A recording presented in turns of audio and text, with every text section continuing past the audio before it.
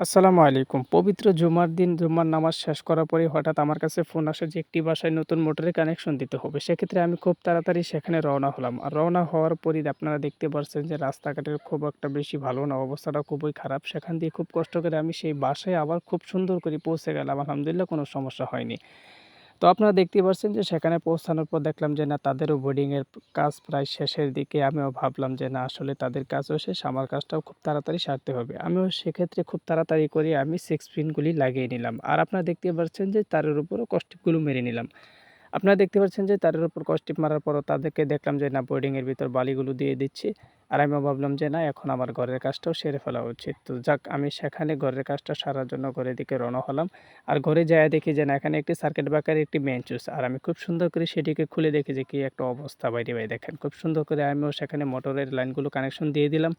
আর connection দেওয়ার পর দেখতেই পারছেন যে খুব সুন্দর করে পানি আসছে। তো যাক পানি আসা দেখে সকলেই খুশি হয়ে আমাদেরকে খানা খেতে দিল। আমরা সেখানে খানাগুলো খেয়ে নিলাম সকলেই। খানাগুলো খেয়ে এখন আমি বাসায় চলে আসবো, তারাও চলে যাবে। সকলেই ভালো থাকবেন। আসসালামু আলাইকুম।